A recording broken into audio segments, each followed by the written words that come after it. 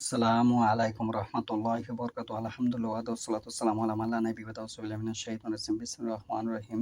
ইবনু আব্বাস রাদিয়াল্লাহু আনহুমা আন্না রাসূলুল্লাহি সাল্লাল্লাহু আলাইহি ওয়াসাল্লাম কানা ইয়াসদিলু শা'রাহু ওয়া কানাল মুশরিকুনা ইয়াফরুকুনা রুউসাহুম ফাকানা আহালুল কিতাবি ইয়াসদিলুনা رؤوسهم وكان رسول الله يحب موافقة أهل الكتاب فيما لم يؤمر فيه بشيء ثم فرق رسول الله رأسه।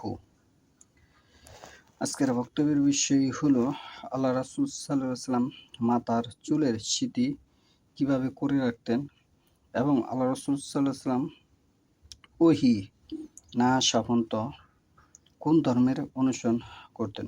আল্লাহ রাসূল সাল্লাল্লাহু আলাইহি ওয়াসাল্লামের কাছে ওহী না সাপন্ত কোন ধর্মের অনুসরণ করতেন। আমি যে হাদিসটা তেলাওয়াত করেছি সহিহুল বুখারীর 3 নম্বর খণ্ড, হাদিস হচ্ছে 3558। হাদিস হচ্ছে 3558। ইবনু আব্বাস রাদিয়াল্লাহু আনহু হতে বর্ণিত। ইবনু আব্বাস আল্লাহ রাসূল সাল্লামের ছোট চাচা। আল্লাহ রাসূল সাল্লাল্লাহু আলাইহি ওয়াসাল্লাম তার চুল পিছনের দিকে আঁচড়ে রাখতেন। আল্লাহ রাসূল কি করতেন? পিছনের দিকে আঁচড়ে রাখতেন। আর মুশরিকগণ তাদের চুল দুভাগ করে সিঁথি কেটে রাখত। আহলে কিতাব তাদের চুল পিছন দিকে আঁচড়ে রাখত। নবী সাল্লাম যে কোনো বিষয়ে, এখানে বিষয়টা খেয়াল করেন, নবী সাল্লাল্লাহু আলাইহি ওয়াসাল্লাম যে কোনো বিষয়ে, নবী সাল্লাল্লাহু আলাইহি ওয়াসাল্লাম যে কোনো বিষয়ে, কথাটি আবার বলতেছি, নবী সাল্লাল্লাহু আলাইহি ওয়াসাল্লাম যে কোনো বিষয়ে আল্লাহর নির্দেশ না পাওয়া পর্যন্ত আহলে কিতাবদের অনুসরণ পছন্দ করতেন। আহলে কিতাবদের অনুসরণ পছন্দ করতেন। অতঃপর নবী সাল্লাল্লাহু আলাইহি ওয়াসাল্লাম তার চুল দুভাগ করে সিঁথি করে রাখতে লাগলেন।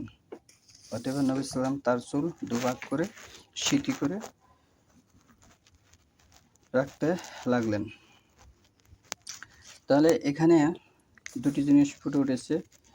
আল্লাহ রাসূল সাল্লাল্লাহু আলাইহি ওয়াসাল্লাম নির্দেশ না পাওয়া পর্যন্ত আহলে কিতাবের অনুসরণ পছন্দ করতেন।